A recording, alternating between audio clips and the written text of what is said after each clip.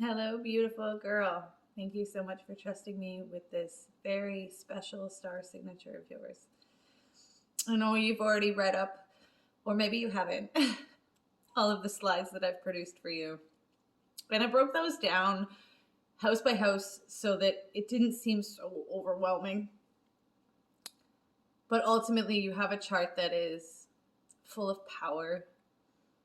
It is tenacious, independent, confident, and more importantly, humble about your power is one of my favorite things about you. Now, the ancients said that whatever was above the horizon was seen by the world, and whatever was below it was more private and kept inside. For you, the horizon started in Capricorn. That's where the sun would have peaked. If someone was standing on top of the hospital when your mother gave birth, they would have looked straight up and saw Jupiter. Well, they had VR. Nope, that's not the word. That's the word I'm looking for. Infrared glasses. They would have seen like directly above them Jupiter and Mars, and then just a little right of center would have been the sun and Mercury. Obviously, Mercury blind by the sun, but again, if you had the vision for it, you could see these planets. Pluto, with a telescope, was to the left, and further right from the sun was Venus. In fact, the day that you were born, Venus rose first, and then the sun and Mercury, then Jupiter and Mars together, and then Pluto, followed by just at the horizon point was Uranus and Neptune. So when you were born, if someone was to take a telescope like that, they'd see Uranus and Neptune. And that was a generational conjunction. It came together and it like changed the world forever. It was part of it was the internet. I'm sure you're aware, Berlin Wall. And a lot of other things happened between 1988 and 1991 that would change the course of the world forever, like forever. And you were born in 1993, so just after this had all kind of started to take shape. It was a very long transit, these two hanging out together. In 1988, which I'm not sure if your brother was born that year, he might have been. But in 1988 and 1989, Saturn was with these two as well. So there's a lot of very prominent people of your generation, the younger millennials, that have those three together. And you can see them. You can tell. You can always tell those people. They feel like your people because you're a Capricorn. Because you're Cap rising, you identify with that generation, a little bit older than you. Having Uranus and Neptune conjunct so close to the ascendant. And these two, by the way, from 1988, when they first entered the same sign, until 1995, they were dancing, like retrograde and back and forth to come in together and then separate. Like it was a dance. And it shaped the millennials. Like it really did. Like we saw media shift from having communications be a wired situation to opening that up to a satellite communication, cell phones, like just insane amount of technology revolutionized at that time. And you're a big identifier with that revolution and that shift in change in how things are personified as being different than it ever was before. Uranus is the revolutionary. Neptune is the spiritual that makes you release things. If Uranus is the one that makes you unapologetic to take what you deserve, then Neptune is the one that makes you unapologetic to sacrifice what you feel you need to. And for you guys, this part of the millennials, and especially those that are Cap rising, Cap moon, and Cap sun, it's extremely apparent that you guys take the inspiration that you have from living the experiences that you've had and turn it into a career, because after you, like, you're trailblazers. So after you, work will forever be different. So let's get into a little bit about why this is so significant. Why I think you're supposed to be helping people heal, and why I believe that we're gonna talk about a lot of things, but first we're gonna talk about the personification of these earth energies that you have, including this Virgo frequency. It's so beautiful. So your solar Virgo in the 9th house makes you a natural teacher. It was probably you as a child who were like playing teacher with the other students. And that's because that's something that you're supposed to do. It would have felt very natural for you to be a teacher's pet. And that's that 6th house south node Mercury rulership conjunct, like aligning with the Mercury being in its exaltation, in its power, in its own house in Virgo. You're like the best student and also a little mini teacher. So that's probably why you excel so well, no matter where you are, because you apply yourself equally as student and teacher. Higher education has always been a pain in your heart because you value it. You really, really value the structure of it, and yet it's just been out of your grasp. And you have been refined by financial situations to not be able to embody it and take it on. Part of your soul always wanted to just be in university for the rest of your life. That's that 9th house energy. Chiron there makes it so that this generational, and we'll be clear about it, it's generational poverty that you've experienced with Saturn in the 2nd house retrograde and Chiron in the 9th house at the 8th house line. You really understand and empathize with other people about that. Chiron transits are massive for you. For you going forward with your astrology, as you learn it and as you utilize it, it will be the transits to your Chiron and your Saturn that dictate your finances and how you feel about yourself. They'll also strengthen you and bring you to a place where you are the one making the money. My ears are ringing. You are the one providing the source of income and the pathway for others so that they can also change the way that they feel about money and themselves. Because you have Venus in the 8th house of inheritance, there is a chance that you might inherit money. Very good chance. It's ruled by the sun, which is generally related to the father, especially in a day chart. Venus will retrograde this summer. I don't want to drag this on. I've already warned you about this. So there's going to be conversations that need to be had with your dad, your grandfather, your brother, all the men in your life about their well-being and what happens to them when they're done here and what they want. It's hard conversations, but it's actually something that you need to know because eventually you will be put in a position where you have to deal with that. I actually have another reading right after yours that's a Cancer rising, the other side of your axis, and she's dealing with it right now.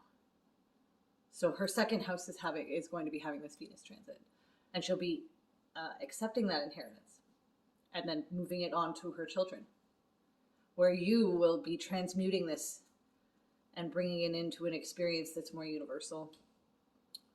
Because Libra is your, Venus rules Libra, and Libra is your 10th house, where that massive powerhouse energy of Jupiter and Mars conjunction controls over so much of your chart. Like it impacts the 11th house, the 10th house, it impacts the 4th house, your moon, your Mars, your Jupiter. They're all working together.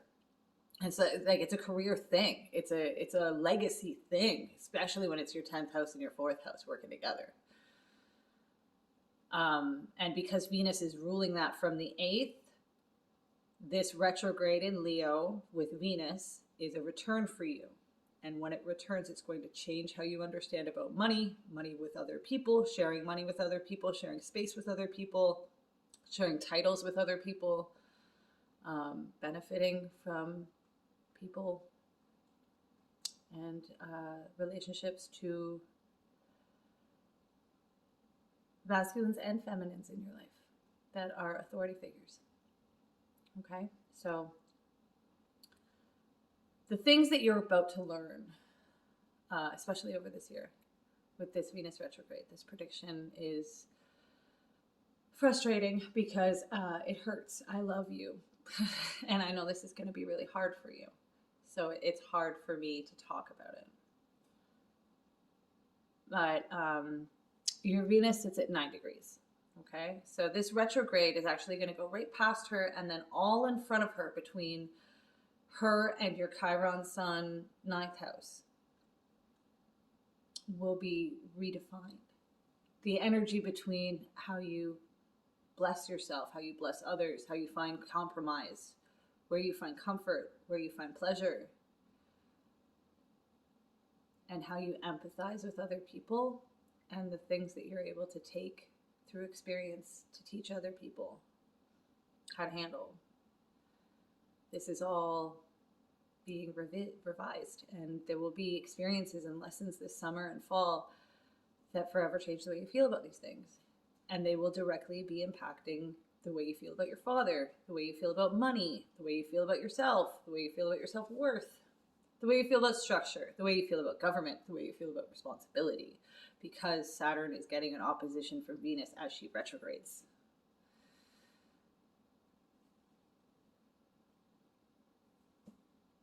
You're experiencing your Saturn return right now. It's been coming, and it will continue to come, but it's going to pass right over. Like, you will not have a Saturn return retrograde. It retrograded during your birth. It's not going to retrograde during the return.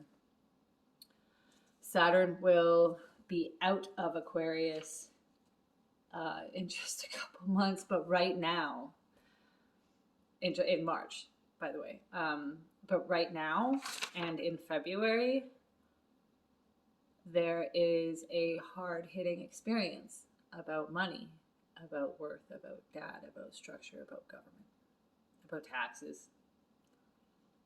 And it will be revisited during the Venus retrograde. Okay? So February is going to be heavy. And yeah, I know you felt it. You said you felt it. So let's move away from that prediction and let's talk about why you felt it. Okay, so you have Moon, which is the receiver of energy, doesn't have an energy of its own. It doesn't have a light of its own. It emits a reflection of light, and therefore it works to be a receiver, which is why it's innately feminine, because look at a plug, right? A plug, masculine side has the prongs and feminine side has the open, right? So the receiving end is the Venus, or is the Moon. And the Moon rules Cancer energy. Cancer is 7th house for you. 7th house is how you partner. You also have an empty 7th house, so you have no karmic way to have to learn about how to connect with other people. It's so fucking natural for you. And the Moon in the 4th house means that this is an ancestral gift that came from your mother. Being able to look at someone, scan them, and understand exactly why their light is admitting the way that it is and reflect it right back to them from like a natural, honest, completely honest and pure source of hope and faith in humanity. That's your Aries Moon in the 4th house. It's another, like I spoke about your Aries Moon being affected in a lot of ways, because it is. Because that's how people know you. Most people meet you in your 7th house, okay? Very few times do you meet somebody and they hit your 8th house first, or they hit your 6th house first, and you feel like you're at service to them in your 6th house, and you feel like they have power over you in the 8th house. But when you meet somebody and you're at an eye-to-eye level, you're meeting them at the Cancer house. You're meeting them in that Aries Moon. You bring them right into who you are as a person, and you identify with your history and your lineage and the experiences of yourself and your ancestors. And that's why it's so deep, because your reflection comes from the root of you. Your solar placement in the 9th house means that you're forever going to long to go travel and go places. And I've told you, In the very last slide, I spoke about how the north node here with the fire trine with Venus means that it's not good to relocate. I'm fine with you traveling and going on vacations. You could even be someone who, to be completely honest, because this is a nodal thing, it might be a past life. Nodes are where the eclipses happen, okay? During your birth, the birth year, the eclipses were happening in Sag and Gemini.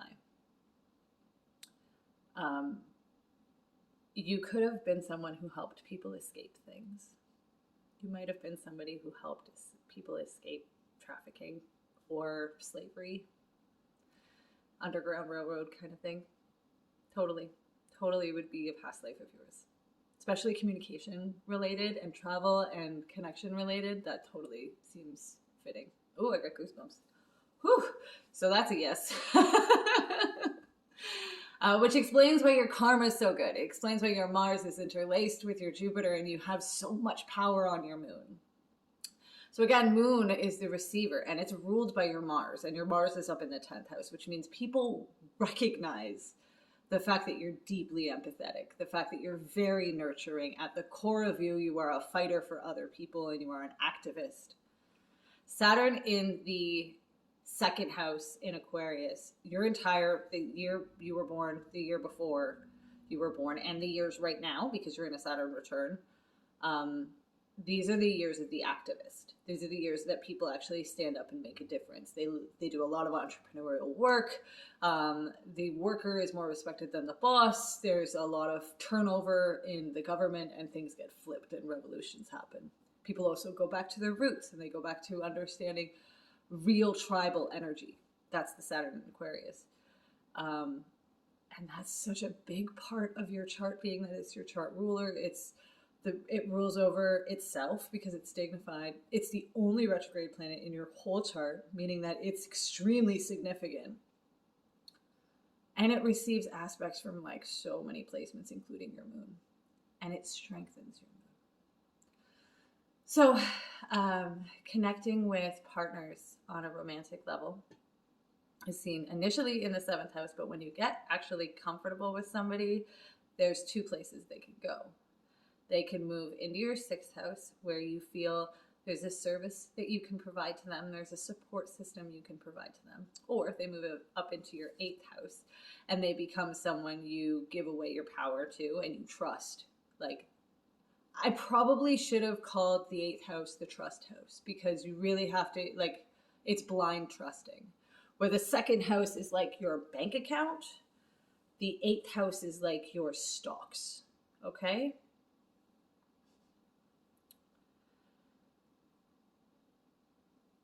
Because your moon is receptive, ingenuic, driven, passionate, and rooted in the 4th house, and it makes aspects to the Saturn in the 2nd, how your house fluctuates doesn't bother you because you have ironclad self-worth embodied in you. It may not be activated yet because Saturn is retrograded in your chart. So this year, this Saturn return, especially this experience that you're about to go through, it's going to really put that metal coating on your spine so that you never waver. No matter who comes and goes in your home and in your safety spot, you will always, always be still in the way that you feel about yourself and how you work off sustaining yourself and your independent nature. It comes from innovation, and innovation only comes from stress. That's where the greatest ideas were born. Okay, so your Saturn return. Saturn is at, another thing here is when I say a degree number, that means that this is the number that when the moon or the sun is activating, regardless of what sign it's in, it's affecting your planet, okay? So on the very first slide, there's a big chart, and the bottom has the numbers. The first numbers beside the list in the bottom left-hand corner. The very first numbers beside the signature of the sign that they're in.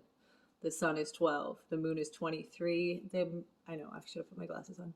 Mercury is at 18. Venus is at 9.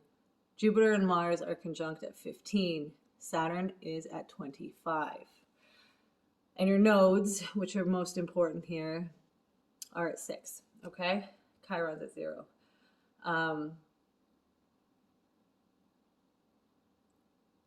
So Saturn is about to hit 25 degrees. When is that happening? It happens for 8 days, starting the 25th, of course. The 25th of January, it will start and hit 25 degrees. And it will last until the very 1st of February. And by Groundhog Day on the 2nd, it's off that degree. But it is going to feel heavy all year. Okay, the effect that it's going to happen at the end of this month is going to last. Okay, and it may be a slow coming event, so that honestly, I don't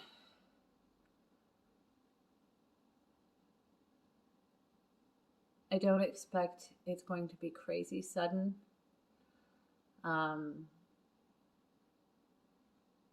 It could even be this conversation I just told you to have. This financial security conversation with your brother and your uncle, okay? But whatever this shift is that's happening, that's the peak of the hill. You've already been going up it for quite some time, and that's the top, okay? Now. Saturn is going to go into Pisces. And he will move really far away from you for a time. And then he's going to retrograde and he'll get closer. He'll never come back for another 30 years, 225. However, he will aspect it every 7 years. From a fixed sign. So from Taurus, and then from Leo, and then from Scorpio, and then again, it'll hit. So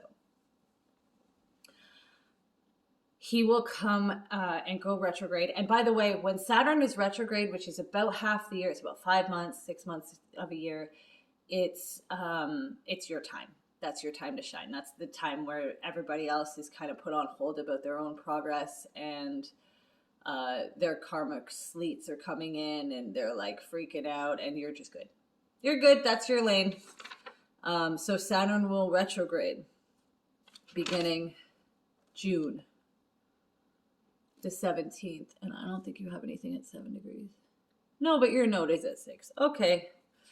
So it will affect you in June. You're going to feel it. You'll feel a shift.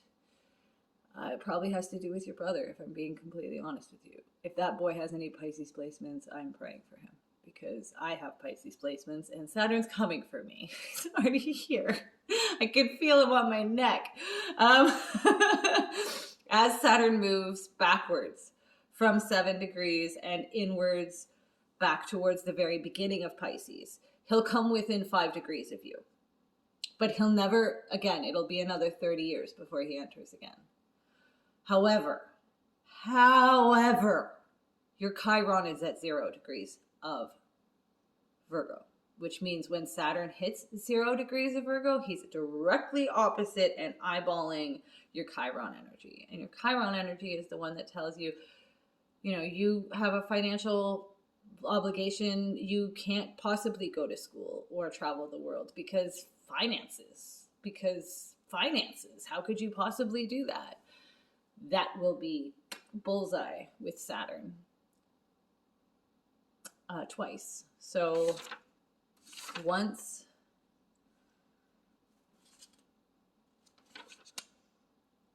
March 10th. And then again, he's going to just move on, and then he'll aspect your nodal placement, and there'll be another very alarming experience when he hits 6 degrees, which is in May, in the second week, halfway through the second week of May. That's going to be an alarming thing. And that's going to last for 3.5 weeks. There's going to be this weird vibration where you're just like in a mode and you have to deal with it. And it's about your brother. It's about communication. It's about the way you self-talk. It's about the environment you live in. It's about your neighborhood. It's about how you relate to others. It's about your faith.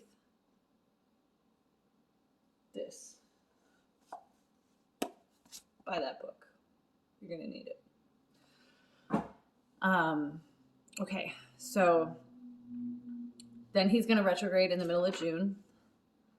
And he'll come back to 6 for 3 days. Right? No, I stand corrected. For 3 weeks. He will be there from the 4th until the 27th. He will be affecting your nodes. This is going to make you want to run away. This is the escapism thing I told you about, where you like busy yourself with work and it's your form of escape. And it's really unhealthy because you put everything else on the back burner and then you come home and your house is a fucking disaster.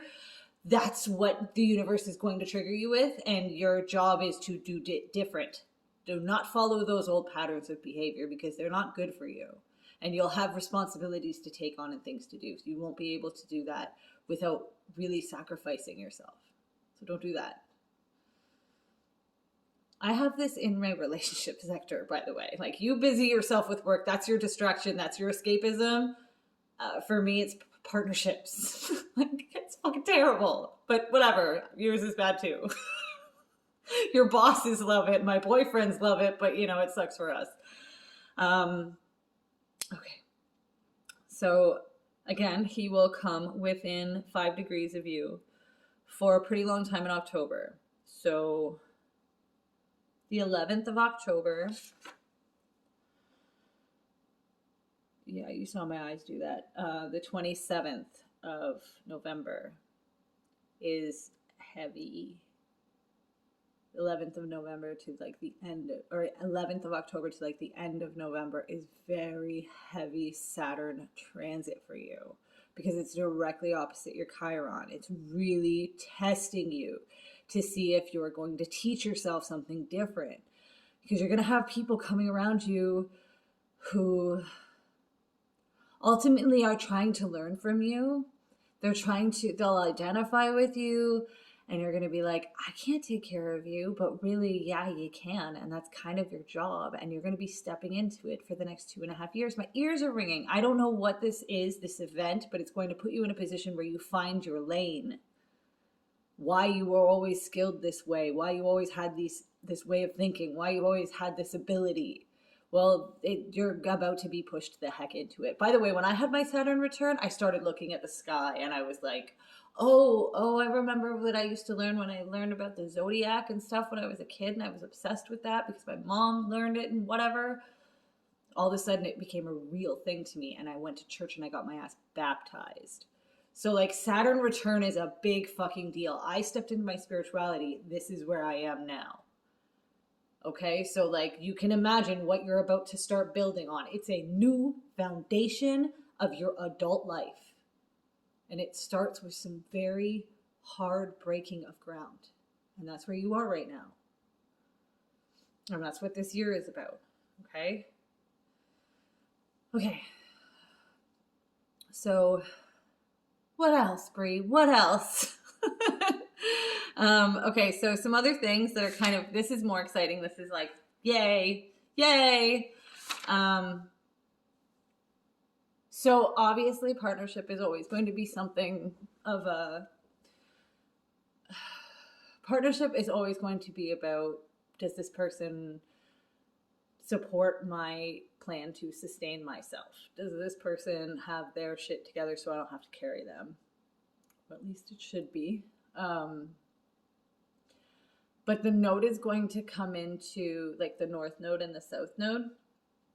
They change every 18 months. And they're about to shift again. And they're going into Aries and Libra. The north node will move into Aries the very beginning of July. The second week. Yeah, like the 6th. The 6th of July. Oops, sorry, that's my alarm. the 6th of July, which is really exciting because that means it's coming for your moon. When the North Node hits your moon, these are very fated experiences. So we're going to look at that. We're going to look at the dates. Again, you better have a pen. I'm so bossy. Okay, so your moon, we said, was at 23 degrees. The node's coming backwards, by the way. The North Node moves backwards. The South Node moves forwards. So the North Node is moving backwards, meaning it's going to hit your moon first. Okay, I think, hold on, yeah. So it will hit 23 degrees. At this point, you will feel obsessive. You will feel like you need to control everything. You're going to feel triggered AF. But it is a very significant date for you. What did I say, 23?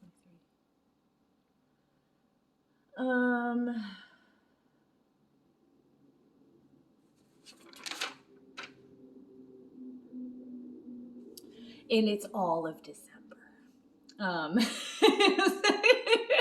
Yeah, it's like kicking off first thing in December, and I'm just kidding. Yeah, but I mean, it's like the first half. So right up until the 14th, okay? The 14th of December 2023 is when you are having triggered AF, and just know I'm here. If you are watching this and rewatching it in December, hi, message me, call me. We need to catch up. You need, I'm right here. We can talk our way through this and look into 2024, okay? But for now, let's go back in time. So that's what you're preparing for. That is this year for you, by the way. It's an intense one. It's a big one, but it is building you a foundation so that you can step into the person you were always meant to be. I'm so glad to be your friend. I'm so happy that my experience with that terrible year connected me to you, and I get to keep you as a beautiful memory of how far I've come. And you stand as someone who was this little piece of gold in a whole pile of shit, and I'm so glad I get to treasure our connection. Thank you so much for trusting me with your chart. When you're done listening to this, digesting those, I will give you questions if you like.